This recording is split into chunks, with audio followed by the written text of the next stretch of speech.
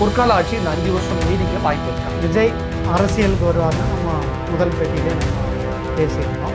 அதே மாதிரி அவருக்கு ஆட்சிங்கிறது கிடைச்சிருச்சு, முதல்வர் ஆகிட்டார். அவருடைய ஆட்சி காலம் ரொம்ப சிறப்பானதாக மக்களுக்கு பிடிச்சதாக இருக்கும் அப்படின்னு ஒரு சாம்பிள் மாதிரி இந்த ஒரு 48 நாளைக்குள்ள ஊழலை ஒழிக்கிற விஷயமா இருக்குது.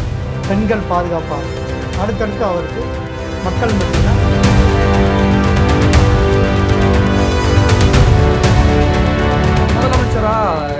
இடையில தன்னுடைய அம்மா சோபாவை தான் அவர் நினைவு செய்ய போறாரு. கூட இருக்கு யாருமே நம்பல. கூட இருக்கிற சில பேர் விஜய் துரோகம் பண்ண போறாங்க. அப்படி ஒரு இக்கட்டான ஒரு கடுமையான காலகட்டம் விஜய் வரப்போகுது அப்படின்னு எல்லாமே சொன்னாங்க. இது எல்லாமே பொய்ன்னு இல்லை. அஷ்டமச்சனி காலங்களில் கூட இருக்கவங்கலாம் அவங்களுக்கு எதிரியாக இருப்பாங்க, எகென்ஸ்டாக இருப்பாங்க அப்படின்னு அவங்க சொன்னாங்க. ஆனால் இவருடைய ஜாதகம் ஸ்ட்ராங்காக இருக்கப்போ அதெல்லாம் செல்ல முடியாது. விஜய்க்கு ஜாதகட்டம் நல்லா இருக்கு, ஸ்ட்ராங்காக இருக்கு. விஜய் அவர்களை பொறுத்த வரைக்கும் அவருடைய ஜாதகத்தை நான் நேரடியாக பார்த்துருக்கேன். இதுக்கு உதாரணத்துக்கு என்னன்னா, நான் முன்னாடி ஜெயலலிதாவுக்கு சொல்லியிருக்கேன். நாம இருக்கா, ஜெயலலிதா அந்த நேரத்தில் ஜெயிலில் இருக்கணும், உயிருக்கு ஆபத்துன்னு நீங்கள் சொன்னீங்க, நம்ம சொல்லியிருந்தோம். அப்போ அந்த மிதுன லக்னத்துக்கு குரு புத்தி பாதகத்தையும் மாரகத்தையும் செய்யும், அவங்க வராமல் இருக்கணும்னு சொல்லியிருக்கோம்.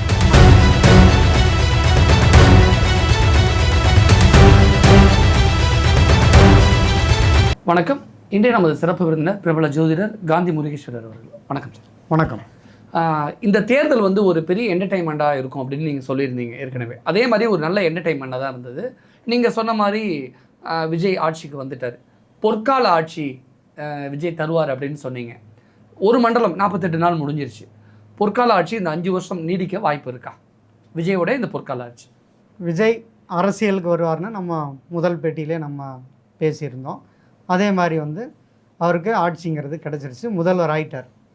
அடுத்ததாக அவருடைய ஆட்சி காலம் ரொம்ப சிறப்பானதாக மக்களுக்கு பிடிச்சதாக இருக்கும் அப்படின்னு சொன்னாங்க. ஒரு சாம்பிள் மாதிரி இந்த ஒரு 48 நாளைக்குள்ளே ஊழலை ஒழிக்கிற விஷயமா இருக்கட்டும், பெண்கள் பாதுகாப்பாக இருக்கட்டும், அடுத்தடுத்து அவருக்கு மக்கள் மத்தியில் ஒரு ஆதரவு நம்பிக்கைங்கிறது வந்துருச்சு. சரி பரவாயில்ல, கண்டிப்பாக ஒரு நம்பிக்கையான ஆட்சியை தருவாருங்கிறத அவருக்கு இயல்பாகவே அது உருவாக்கிருச்சு. என்னதான் வெளியிலேருந்து அவர்கள் எதிரிகள் அவங்கள குறை சொல்லவோ அல்லது அவரை பற்றி வதந்திகள் பரப்புனாலும் அவருடைய ஜாதகம் ஸ்ட்ராங்காக இருக்குது. அது என்ன பண்ணுன்னா, அவருடைய நீடித்த ஒரு அரசியல் பயணத்திற்கான துவக்கமாக தான் இது இருக்குது. இந்த ஆட்சியை பொறுத்த வரைக்கும் வரக்கூடிய 2028 வரைக்குமே அவருக்கு எந்த பாதிப்பையும் கொடுக்காது. ஏன் அப்படின்னா, இவருடைய ஜாதகம் அப்படின்னா கடக லக்னம் கடக ராசி, அவருக்கு நடக்கிறது சுக்கிர திசையில் குரு புத்தி.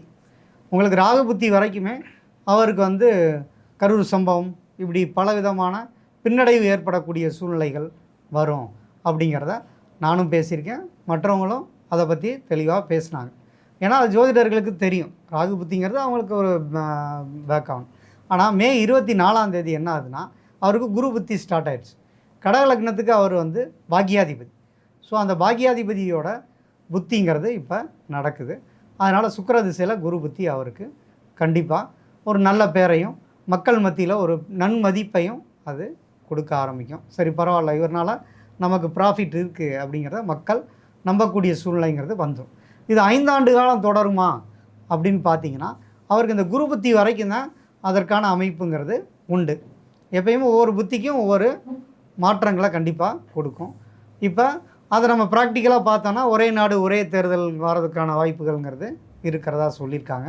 ஸோ அந்த நேரத்தில் அவருக்கு இந்த தேர்தலோடது 5 ஆண்டுகள் பூர்த்தி செய்யாமல் அந்த ஒரே நாடு ஒரே தேர்தலில் அவர் நம்மளோட தமிழ்நாடும் கலந்துக்கூடிய வாய்ப்புங்கிறது கட்டாயம் இருக்கும். அதுக்கப்புறம் தான் அவரோட அரசியல் நகர்வுகள்ங்கிறது அடுத்தடுத்து வரும். இப்போ விஜயோட பொற்கால ஆட்சி தொடரும், மறுபடியும் அடுத்த தேர்தலில் கூட விஜய் ஜெயிப்பார் அப்படிங்கிறீங்க. ஆனால் நிறைய ஜோதிடர்கள் என்ன சொல்கிறாங்க அப்படின்னா, விஜய்க்கு ஒரு 7 மாதம் 9 மாதம் நேரம் சரியில்லை, விஜயோட முதலமைச்சர் பதவிக்கு பெரும் ஆபத்து இருக்குது அப்படின்னு பயமுத்துறாங்க. இது என்ன கணிப்பு? இது பொதுவாகவே பார்த்தீங்கன்னா சராசரி மக்கள் வேறு, பொதுவான மக்கள் வேறு. ஒரு நீங்கள் கேட்டகரி பார்த்துருங்க, பணக்காரன் ஏழை அப்படிங்கிறது இருக்கும். இப்போ ஒரு ஏழைக்கு ஒரு அஷ்டமச்சனி நடக்குதுன்னா தொழிலே இல்லாமல் கஷ்டப்படுவாங்க. மிடில் மேன் மிடில் கிளாஸ் வேலை கிடைக்கும், பாதி வேலை விட்டு கிடைக்கும், அல்லது உழைச்சதுக்கேற்ற வருமானம் இல்லாமல் இருக்கும். இப்படி அவருக்கு கேட்டகரியாக ஆட்களை வந்து பிரிச்சிருக்கும் ஜோதிடப்படி. ஸோ இப்போ இவருக்கு பொறுத்த வரைக்கும் அவர் கண்டிப்பாக இவருக்கு பெரிய பாதிப்புகள் வர்றதுக்கான வாய்ப்பு இல்லை. எதை வச்சு சொல்கிறாங்கன்னா, இப்போ வந்து அவருக்கு அஷ்டம ராகு நடந்துகிட்ருக்கு, அதுக்கடுத்து கண்ட ராகுவும், கேது வந்து ஜென்மத்திலையும் போக போகுது, ஜென்ம கேது. இப்போ ஜென்ம குரு நடக்குது, குரு பலம் இல்லை, கேது பலம் இல்லை. அடுத்ததாக சனியை பொறுத்த வரைக்கும் 2028 தான் சனி பயிற்சி ஆக போகுது. ஸோ இப்போ நவம்பர் மாதம் வரக்கூடிய ராகு கேது பயிற்சியை பொறுத்த வரைக்கும் அவருக்கு கண்ட ராகுவாகவும் அடுத்து ஜென்ம கேதுவாகவும் ஜென்ம குருவும் இருக்கிறனால அந்த பதவிக்கு ஆபத்தை கொடுக்கும் அப்படிங்கிற மாதிரி. ஏன்னா ஜென்ம ராமர் வனவாசம்னாங்க, அப்படி பார்த்தோம்னா நமக்கு ரிசல்ட் வந்தோடனே ஜென்ம குரு வந்து வனவாசத்தை கொடுத்துருக்கணும். அப்போ வனவாசம்னா என்ன, அவருக்கு இந்த பதவி கிடைக்காமல் இருந்திருக்கணும். ஆனால் குரு புத்தி இருக்குது இவருக்கு, என்னதான் இருந்தாலும் ராசி மேலே குரு வந்து அடுத்ததாக குருவும் வந்து அவருக்கு புத்தியும் நடக்கிறனால அந்த சுக்கிரதச குரு புத்தி அவருக்கு ஸ்ட்ராங்காக இருக்கனால பெரிய பாதிப்புகள் வர்றதுக்கு வாய்ப்புகள் இல்லை. முதலமைச்சராக இடையில வந்து தன்னுடைய அம்மா சோபாவை தான் அவர் நியமனம் செய்ய போகிறாரு. கூட இருக்க யாரையுமே நம்பலை, கூட இருக்கிற சில பேர் விஜய்க்கு துரோகம் பண்ண போகிறாங்க, அப்படி ஒரு இக்கட்டான ஒரு கடுமையான காலகட்டம் விஜய்க்கு வரப்போகுது அப்படின்னு எல்லாமே சொன்னாங்களே, இது எல்லாமே பொய்யா? பொய்ன்னு இல்லை. அஷ்டம சனி காலங்களில் கூட இருக்கவங்கெல்லாம் அவங்களுக்கு எதிரியாக இருப்பாங்க, எகென்ஸ்டாக இருப்பாங்க அப்படின்னு அவங்க சொன்னாங்க. ஆனால் இவருடைய ஜாதகம் ஸ்ட்ராங்காக இருக்கப்போ அதெல்லாம் செல்லுபடி ஆகாது. இப்போ நம்ம விஜய்க்கு ஜாதகட்டம் நல்லா இருக்கு, ஸ்ட்ராங்காக இருக்குது, அதில் எந்த குழப்பமே இல்லை. ஓகே, அவருக்கு விபரீத ராஜயோகத்தினால தான் வந்தாருன்னு அதை கேளுங்க. நீசபங்க ராஜயோகம்னு எல்லா ஜோதிடர்களும் சொன்னாங்க, அதனால தான் முதலமைச்சர் கேளுங்க. விஜய்க்கு வந்து நீசபங்க ராஜயோகம் இருக்குது, அதனால தான் விஜய் முதலமைச்சர் ஆனார் அப்படின்னு நிறைய பேர் சொன்னாங்க. அப்போ இதை எப்படி இந்த இடத்துல பொருத்தி பார்க்க? நீசபங்க ராஜயோகங்கிறது பெரும்பாலும் நிறைய பேருக்கு இருக்குங்க. அந்த எல்லா ஜாதகத்துலையும் நீங்கள் பார்த்தீங்கன்னா ஒரு கிரகம் நீசமாக இருக்கும், அது நின்ற கிரகம் வந்து வலுப்பட்டு இருக்கும். ஜோதிடர் செல்வி இதை தான் காரணமாக சொன்னார். ஜோதிடர் செல்வி என்ன சொன்னாருன்னா, விஜய் முதலமைச்சர் ஆனால் ஜோதிடம் பார்க்கறதை விட்டுருன்னாரு. இன்னைக்கு முதலமைச்சர் ஆனதுக்கு அப்புறம் அவருக்கு நீசபங்க ராஜயோகம் இருக்கு, அதனால அவர் முதலமைச்சர் ஆயிட்டாரு அப்படிங்கிறாரு. ஆனால் நீங்கள் அது எல்லாருக்குமே இருக்கு, அதனால ஒரு பெரிய விஷயம் இல்லை அப்படின்னு நீங்கள் சொல்றீங்க. நீங்கள் சொல்றதும் ஜோதிடர் செல்வி சொல்றதும் முன்னுக்கு முரணாக இருக்கேன். இப்போ செல்வி அவர்கள் வந்து அவருடைய இயல்புல அவர் சொல்லிக்கிட்டே வர்றாரு, அவர் ரஜினி கூட தான் வருவாருன்னு சொன்னார். அப்போ அதை நம்ம ஒப்பிடக்கூடாது. நம்ம வந்து தனிப்பட்ட முறையில் நம்மளோட பர்சனலாக என்ன இருக்கோ ஜாதகத்தில் அதைத்தான் நம்ம சொல்ல முடியும். ஏன்னா நம்ம டைரெக்டாக நான் ஜாதகம் பார்த்துருக்கேன், அதனால தான் வந்து விஜயோட ஒரிஜினல் ஜாதகம். விஜய்க்கு நீங்கள் நேரடியாக ஜாதகம் பார்த்துருக்கீங்க. விஜய் அவர்களை பொறுத்த வரைக்கும் அவருடைய ஜாதகத்தை நான் நேரடியாக பார்த்துருக்கேன். ஏன்னா அவருடைய ஜாதகத்தில் என்னெல்லாம் இருக்குது அப்படிங்கிறது தெரியும். இப்போ நீசபங்க ராஜயோகம் அப்படிங்கிறது என்னென்னா, திடீர்னு ஒரு 40 வயசுக்கு மேலே திடீர்னு சிலருக்கு அது வேலை செய்யும், அந்த தசா புத்திகள் நடக்கணும். அப்போ மட்டும் அவங்க முதல்வர் ஆவாங்க, அதுக்கப்புறம் அந்த இதை விட்டு விலகி போயிடுவாங்க. ஆனால் இவர் அப்படி இல்லை, இவர் ராஜயோக ஜாதகமே ராஜயோகம்தான். ஏன்னா லக்னாதிபதி அப்படிங்கிற கிரகம் கடக லக்னம், அவர் லக்னத்திலே ஆட்சி பெற்று இருக்கார். அப்போ நீங்கள் பார்த்தீங்கன்னா அவருக்கு திடீர்னு நேற்று வரைக்கும் ஒரு உறுப்பினராக இருந்துட்டு இன்றைக்கி அவர் முதலமைச்சரானா பரவாயில்ல, அவர் ஆல்ரெடி சூப்பர் ஸ்டார் தமிழ்நாட்டில் சினிமாவில். அப்போ ராஜயோகம் இருந்தால் தான் அவங்க சினிமாவில் வந்து சூப்பர் ஸ்டாராக வர முடியும். சாதாரண நடிகர் போல் இல்லைல்ல, அவரும் 10-11 நடிக்கலை, அவர் ப்ரூவ்டு, அவர் ராஜயோகங்கிறது செயல்பட்டுருக்கு. அதுவும் இல்லாமல் அவர் சின்ன வயசுலேருந்து ரொம்ப ஒரு கஷ்டப்பட்ட சூழ்நிலைலாம் இல்லை, ஏன்னா அவங்க அப்பாவும் ஒரு டைரக்டர். ஸோ அப்படி தான் அவருக்கு வந்து, அப்போ இதை வந்து நீசபங்க ராஜயோகத்தோடு ஒப்பிட முடியாது. அவருக்கு ராஜயோகம், ராஜா தான் அவர். அடுத்ததாக என்னன்னா, அவர் வந்து சாதாரண ஒரு நடிகர் ஒரு அப்படின்னு இல்லை. பொதுவாக பார்த்தீங்கன்னா விஜய் அவர்கள் ஜாதகத்தை பொறுத்த வரைக்கும் அவருடைய ஜாதகமே ஒரு அவதார ஜாதகம். அப்போ அவதாரம் அப்படின்னு நீங்கள் பார்த்தீங்கன்னா, நீங்கள் கேள்வி கேட்கல இடையில அவதார ஜாதகம் சொன்னேன்னு நீங்கள் கேட்பீங்க, திரும்ப போகலாமா? விஜய் அவர்கள் ஜாதகம் வந்து சும்மா சராசரி மனிதர்கள் போல் ஒரு நீசபங்க ராஜயோகம் வேலை செஞ்சுச்சு, இல்லை அவருக்கு வந்து இந்த புதாத்திய யோகம் வேலை செஞ்சிச்சு அப்படின்னு சொல்லக்கூடிய ஜாதக அமைப்பெல்லாம் இல்லை. அவருடைய ஜாதகமே வந்து ராஜயோக ஜாதகம்.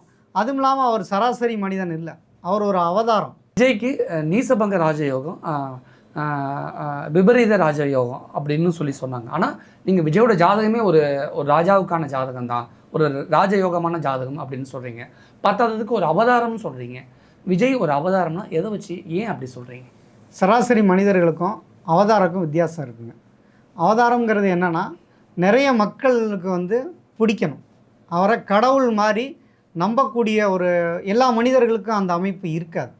நம்ம குறிப்பிட்ட பேர்களுக்கு மட்டும்தான் அது இருக்கும். பொதுவாக பார்த்தீங்கன்னா, நீங்கள் சினிமா துறையிலே பார்த்தீங்கன்னா எவ்வளோ நடிகர்கள் இருப்பாங்க. ஆனால் அதில் சூப்பர் ஸ்டார்னு வரவங்க மட்டும்தான் அவங்களுக்கு தொண்டர்கள்லாம் வந்து கடவுளாக அவங்கள பார்ப்பாங்க. நீங்கள் வந்து முன்னாடி எம்ஜிஆர், சிவாஜி இருந்தாங்க. அதில் எம்ஜிஆர் அவர்களை மட்டும்தான் வந்து ஒரு சிவாஜி நல்ல நடிகர், அவர் அதில் எந்த மாற்றமும் கிடையாது. ஆனால் ஒரு சுப்பீரியராக அவர் இருந்தார்ல, அவர் மட்டும்தான் முதலமைச்சர் ஆகக்கூடிய யோகங்கிறது கிடைச்சது. ஏன்னா திரு சிவாஜி கணேசன் அவர்களும் கூட வந்து தேர்தலில் நின்னாங்க, ஆனால் வெற்றி பெற முடியலை. ஆனால் இவர்னால் முடிஞ்சது. அதே போல் பார்த்தீங்கன்னா, ரஜினி கமல் எடுத்துக்கிட்டிங்கன்னா, கமல் சாரே சொல்லியிருக்கார், என்னையை விட வந்து ஸ்க்ரீனில் ரஜினி வந்தாவே அவரை தான் மக்களுக்கு பிடிக்குது அப்படின்னு அவரே சொல்லியிருக்காரு. அப்போ அந்த ஒரு சக நடிகர்களுக்கே தெரியும் இவங்களோட அவதாரத்தோட வலிமை. இப்போ நீங்கள் எம்ஜிஆர், ஜெயலலிதா அவங்கெல்லாம் பார்த்தீங்கன்னா கலைத்துறையில் ஒரு அவதாரம் தான், மக்கள் மத்தியில் வந்து பிரபலமாக இருப்பாங்க. அதனால தான் அவங்க ஒரு நடிகராக இருந்துட்டு தேர்தலுக்கு வரும்பொழுது அவங்கள நம்பி எல்லாரும் ஓட்டு போட்டு தேர்ந்தெடுக்கிறாங்க. அப்போ அந்த குறிப்பிட்ட மக்களோட ஆதரவு, அவங்கள கடவுளாக பார்க்கக்கூடிய தன்மைங்கிறது இவருடைய ஜாதகத்திலேயே இருக்குது. அதனால தான் வந்து விஜய் அவர்களை அவதாரம்னு சொன்னேன். இப்போ விஜய் அவதாரம்னு ஒரு பக்கம் சொல்லிட்டீங்க. இன்னொரு பக்கத்தில் நடிகர்களுக்கு கூட்டம் கூடும் ஆனால் ஓட்டம் மாறாது அப்படின்னு ஒரு பக்கம் சொன்னாங்க. இப்போ எம்ஜிஆராக இருக்கட்டும், ஜெயலலிதா இருக்கட்டும், கலைஞராக இருக்கட்டும், விஜயகாந்த், சரத்குமார், இந்த மாதிரி நிறைய நடிகர்கள் நம்ம வகைப்படுத்த முடியும். இப்போ விஜய் வரைக்குமே மற்ற நடிகர்களை விட, மற்ற எல்லாரையும் விட விஜய் எந்த வகையில் ஸ்பெஷலான ஒரு நடிகர்? எந்த வகையில் ஸ்பெஷலான கேட்டகரி? விஜய் அவர்களுடைய ஜாதக அமைப்புக்கும் நார்மலாக இருக்க நடிகர்களோட ஜாதகத்துக்கும் நிறைய வித்தியாசம் இருக்குது. அந்த நிறையா பேருக்கு ராஜயோகங்கள் வந்து ஜாதகத்தில் இருக்கும். அதை நம்பி தான் வந்து ஒவ்வொருத்தரும் வந்து விபரீத ராஜயோகம், நீசபங்க ராஜயோகம், அது மாதிரி ஒரு ராஜயோகங்கள்னு சொல்லி தனியாக சில ஒரு பேக்கேஜாக இருக்குது. இந்தந்த கிரகங்கள் இருந்தால் சூரியன் புதன் சேர்ந்தால் இது, குரு சூரியன் சேர்ந்தால் இது வந்து இந்த யோகம், சுக்கிரன் புதன் சேர்ந்தால் இந்த யோகம்னா யோகங்கள் நிறையா இருக்குது. அது நிறையா ஜாதகங்களில் இருக்கும். அப்போ அந்த ஜாதகங்களில் இருந்தாலும் அந்த தசா புத்திகள் அவங்களுக்கு ஒத்துழைப்பு தரணும்.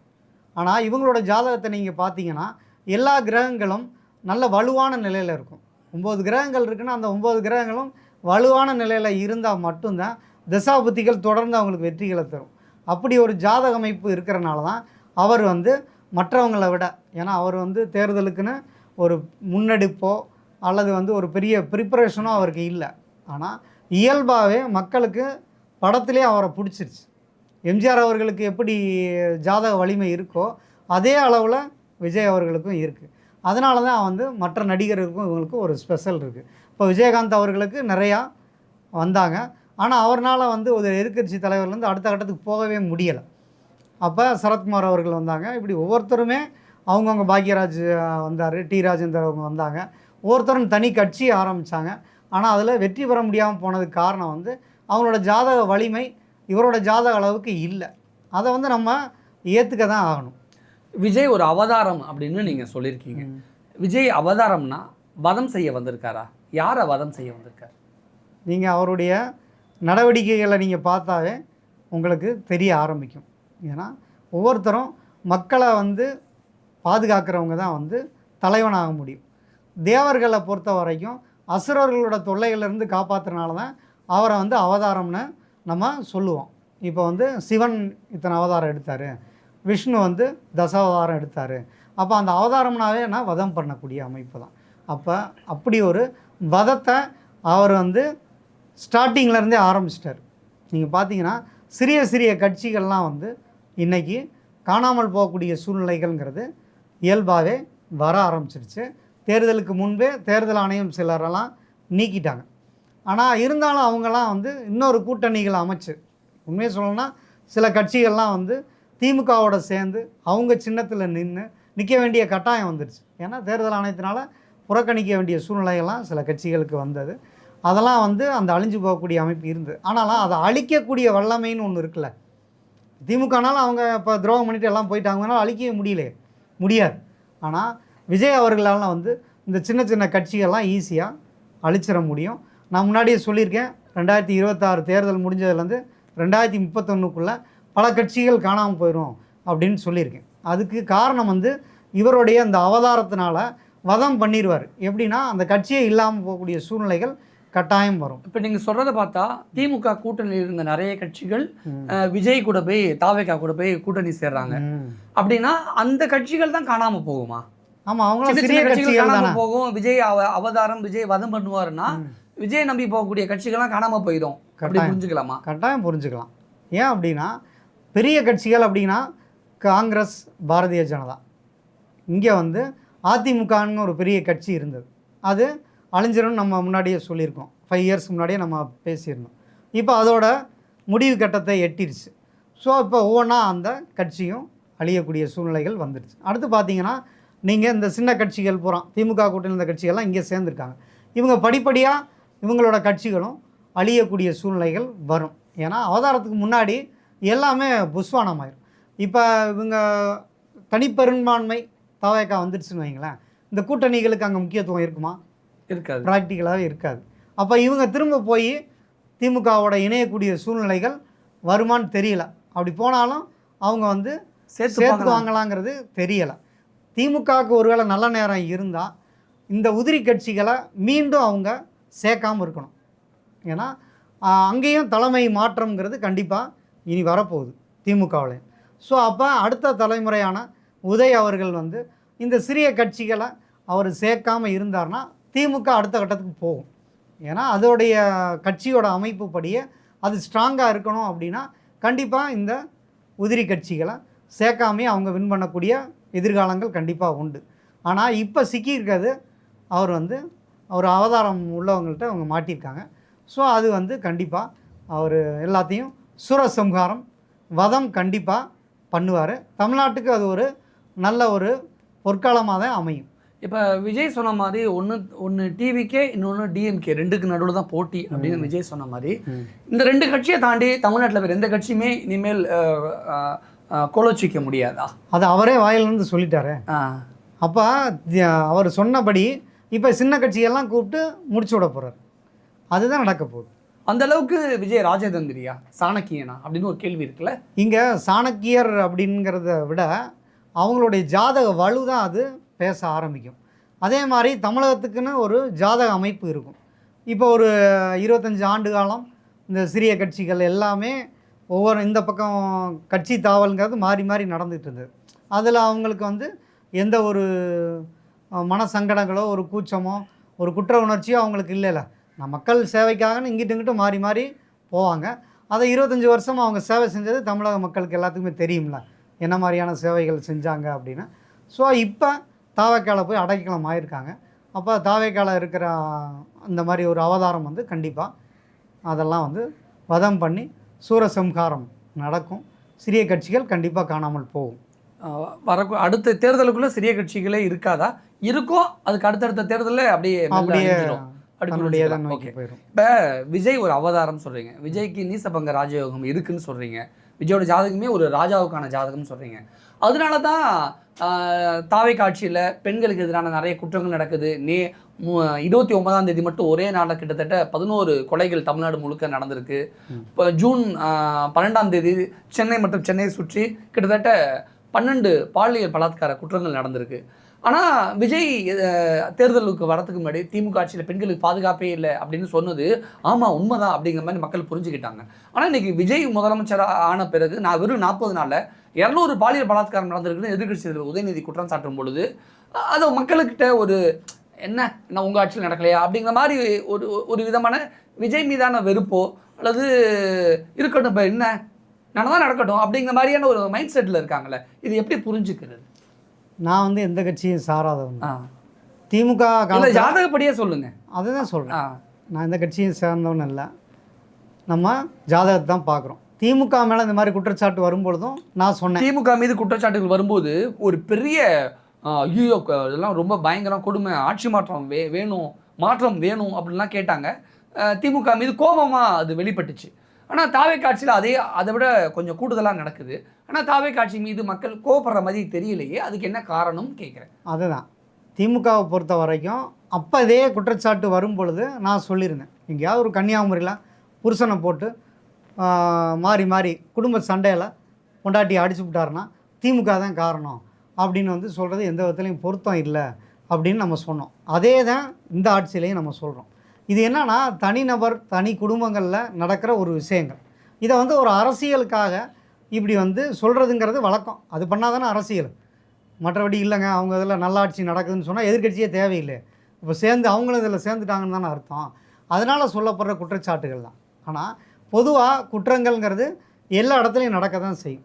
அதை தடுக்க வேண்டியது இவங்களோட தலைமை தான். இது ஏன் ரிவர்ஸ் ஆச்சுன்னா இவங்க அதை பூஸ்டப் பண்ணாங்க தாவேக்காலேருந்து. ஸோ அதனால் இப்போ அவங்க எகெயின்ஸ்டாக எங்களை மட்டும் சொன்னீங்கல்ல, இப்போ உங்கள் இதில் நடக்குது இல்லையா அப்படின்னு கேட்குறாங்க. ஜாதக அடிப்படையில் பார்த்தீங்க அப்படின்னா 30 வருஷத்துக்கு ஒரு தடவை ஒரு உலகத்திலே ஒரு மாற்றம், ஒரு கலாச்சார மாற்றங்கிறது கண்டிப்பாக வரத்தான் செய்யும். இப்போ மேஷத்துக்கு சனி வரப்போகிறாரு. அப்போ அதே இடத்துக்கு வந்து 30 வருஷத்துக்கு முன்னாடி ஒரு புரட்சிங்கிறது மாறுச்சு. நீங்கள் அதுக்கு முன்னாடி 30 வருஷத்துக்கு முன்னாடி இந்த கம்ப்யூட்டரைஸ்டு அப்படிங்கிற விஷயங்கள் எல்லாமே இல்லாமல் இருந்தது. இப்போ தான் அது வந்தது. இப்போ இது அடுத்த கட்டத்துக்கு மூவ் ஆகுது. அரசியல்லையும் ஒரு பெரிய மாற்றத்தை உருவாகிறதுக்கான சூழ்நிலை. இப்போ மீனத்துலேயும் சனி இருக்கார். மேசத்துக்கு போன பிறகு தான் அது ஸ்டாண்டர்டான ஒரு அமைப்பை அது உருவாக்கும். குறிப்பாக வந்து 2028 இருக்கக்கூடிய சனி பயிற்சியிலேருந்து 2.5 வருஷம் அப்படின்னு பார்த்தீங்கன்னா 2031க்குள்ளே நிறைய மாற்றங்கள் அரசியல்லையும் ஏற்பட போகுது. அப்போ மக்கள் மனநிலைங்கிறது இதெல்லாம் வந்து எந்த அளவுக்கு அவங்க வந்து எடுத்து பேச போகிறாங்கன்னு தெரியல. ஏன்னா இதெல்லாம் முன்னாடியே பேசினாப்புல ஓட்டம் மாறல, திமுகவுக்கு இது எகெயின்ஸ்டாக இருச்சு அப்படின்னு சொன்னதுக்கு எல்லாரும் என்ன நினைக்கிறாங்க, சரி இதனால தான் அவருக்கு ஸ்டாலின் அவர்கள் வந்து வரலை அப்படின்னு நினைக்கிறாங்க. அது காரணம் இல்லை. ஸ்டாலின் அவர்களுக்கு சிம்மராசி அஷ்டமச்சனி, அதனால் அவருக்கு பதவி பறிப்புங்கிறது நடந்தது. இப்போ ஏன் அவருக்கு பதவி பறிப்பு நடந்தது? நல்லது தான். எல்லோரும் சொல்லுவாங்க, ஐயோ அவர் குளத்தூர்லேயே தோத்துட்டாரு, அது வந்து அவருக்கு அவமானம், இல்லை அவரோட கூட்டணி கட்சியெல்லாம் அங்கே போயிட்டாங்க, இப்போ அவங்க அமைச்சரவைக்கு போயிட்டாங்க, அவர் என்ன அவரோட ஸ்டாண்டு என்ன தான், அவர் தவறான முடிவுகள் எடுத்துட்டாரு அப்படி இப்படின்னு சொல்கிறாங்க. நம்ம ஜோதிட ரீதியாக பார்த்தோன்னா அகப்பட்டவனுக்கு அஷ்டமச்சனி. ஏன் ஸ்டாலின் தோத்தது ஸ்டாலினுக்கு நல்லதுன்னு எதை வச்சு சொல்கிறீங்க? இப்போ அஷ்டமச்சனி காலங்களில் பதவியில் இருக்கிறவங்களுக்கு கடுமையான உடல்நிலை பாதிப்பையும் கண்டங்களையும் கொடுத்துருது. இது பாஸ்ட் பல பேருக்கு நடந்த உண்மை. அப்போ இந்த சமயம் வந்து அவருக்கு நடக்கக்கூடியது விரய குரு வந்துட்டார். அடுத்ததாக சிம்மராசிக்கு அஷ்டமச்சனியும் நடந்துட்டுருக்கு.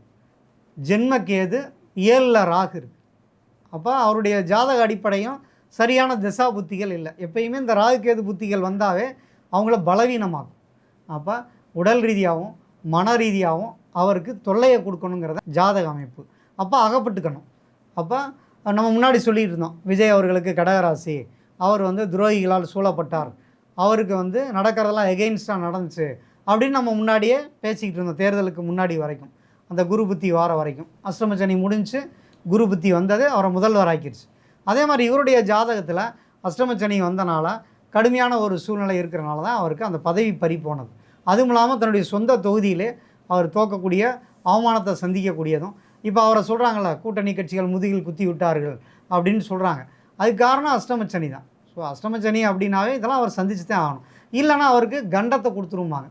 சிலருக்கெல்லாம் பார்த்தீங்கன்னா ஆயில் கண்டமா, ஆயில் கண்டத்தை. இதுக்கு உதாரணத்துக்கு என்னன்னா, நான் முன்னாடி வந்து ஜெயலலிதாவுக்கு சொல்லியிருந்தீங்க. நான் இருக்கா, ஜெயலலிதா அந்த நேரத்தில் ஜெயிலில் இருக்கணும், வெளியில் வந்தால் உயிருக்கு ஆபத்துன்னு நீங்கள் சொன்னீங்க. நம்ம சொல்லியிருந்தோம். அப்போ அந்த மிதுன லக்னத்துக்கு குரு புத்தி வந்து பாதகத்தையும் மாரகத்தையும் செய்யும், அவங்க வராமல் இருக்கணும்னு சொல்லியிருந்தோம். அதே ஒரு நிலை தான் இப்போ அவருக்கு நடந்துட்டு. ஸோ அதனால் இந்த கண்டச்சனி முடிகிற வரைக்கும் அவர் இன்னுமே கவனமாக தான் இருக்கணும். 2028 2வது மாதம் வரைக்குமே அவருக்கு சரியான சூழ்நிலை இல்லை. இப்போ திருச்சி கிழக்கில் வந்து மு.க. ஸ்டாலினை போட்டியிட சொல்லி சொல்கிறாங்க. போட்டியிட்ட மு.க. ஸ்டாலின் ஜெயிப்பாரா? அவர் வந்து போட்டியிடக்கூடாதுங்கிறத வந்து நம்மளுடைய கணிப்பு. ஏன்னா வந்து பதவி இயற்கையாக ஒன்று நடக்குதுங்க. நான் என்னுடைய ஜாதகத்தில் வந்து பார்த்தீங்க அப்படின்னா சிலர் குழந்தை பாக்கியம் இல்லாமல் இருக்கும். அவங்களுக்கு என்ன சொல்லுவோம், குழந்தை பாக்கியம் இல்லாமல் ஒரு போயிடணும், கடந்து போயிடணும், ஒரு பொண்ணை தத்தெடுத்துட்டோ இந்த மாதிரி போயிடுறது பெஸ்ட்டு. அதுக்காக ஒரு ட்ரீட்மெண்ட் எடுக்கிறேன்னு இறங்கி அவங்க அதில் பல லட்சங்களை இழந்து மன உளைச்சலுக்கு ஆளாகிறாங்க இல்லையா? அப்போ அது மாதிரி தான் இது. இப்போ ஒரு ரிஸ்க் எடுத்து நம்ம வந்து அதை ப்ரூவ் பண்ணணும், நம்ம வந்து எதிர்க்கட்சியாக நம்ம தலைவராக போய் திரும்ப உட்காரணும், அந்த மாதிரி ரிஸ்க் அவர் எடுக்கக்கூடாது. அவருடைய ஜாதக அமைப்பு சரியில்லை, பேட் டைம் அவருக்கு. அதனால் வந்து ஆமாம் நான் தோத்துட்டேன் விடுங்கப்பா அப்படின்ட்டு விட்டுறணும். ஏன்னா அதுவே ஒரு தோசை பரிகாரம் மாதிரி தான். அதனால் அது வந்து நிற்காமல் இருக்கிறது நல்லது. விஜயோடைய பொற்கால ஆட்சி தொடருமா? கண்டிப்பாக. ஏன்னா இனிமேல் வரக்கூடிய காலங்களே தமிழ்நாட்டுக்கே வந்து நிறையா ஒரு மாற்றங்களையும் நல்ல ஒரு முன்னேற்றங்கள் தரக்கூடிய ஒரு தலைவர்கள் தான் வந்து அடுத்தடுத்து ஆட்சி பண்ணக்கூடிய சூழ்நிலை வருது. ஏன்னா இளைய தலைமுறை வந்துடுச்சு. நீங்கள் பார்த்தீங்கன்னா எல்லாருமே பழைய ஆட்கள் எல்லாமே அவங்களுக்கு முடிவுரை எழுதிக்கிட்டு இருக்கு. ஒவ்வொரு ஜாதக அடிப்படையிலும் சரி, அது எல்லாமே அவங்களுக்கு பட்டவர்த்தனை. ஒரு முதலமைச்சராக இருந்தவங்க கூட இன்றைக்கி அடுத்த கட்சியில் ஒரு சாதாரண உறுப்பினராக போய் இருக்கக்கூடிய சூழ்நிலைகள் வந்துடுச்சு இல்லையா? அப்போ அடுத்த தலைமுறையை எதிர்நோக்கி இருக்குது. அதுக்கு லீட் பண்ணி போகக்கூடிய விஜய் வந்து கண்டிப்பாக தமிழ்நாட்டுக்கு ஒரு மிகப்பெரிய ஒரு நன்மைகளை கண்டிப்பாக செய்வார். ஓகே, விஜயோடைய பொற்கால ஆட்சி தொடரும். விஜய்க்கு ஜாதகம் ரொம்ப ஸ்ட்ராங்காக ராஜாவுக்கான ஜாதகம் அமைப்பு இருக்குதுன்னு சொல்கிறீங்க. இதனால் விஜயோட முதலமைச்சர் பதவிக்கு எந்த ஆபத்தும் இல்லை. விஜயை யார் கூட இருக்கிறவங்க யாரும் நினச்சாலும் எதுவும் செய்ய முடியாதுன்னு ரொம்ப ஆணித்தனமாக ரொம்ப ஸ்ட்ராங்காக சொல்லியிருக்கீங்க. அடுத்தடுத்து என்ன நடக்குது அப்படிங்கிறத நம்ம பொறுத்திருந்து பார்க்கலாம். ரொம்ப நிறைய விஷயம் ஷேர் பண்ணிக்கிட்டீங்க. மிக்க நன்றி. நன்றி.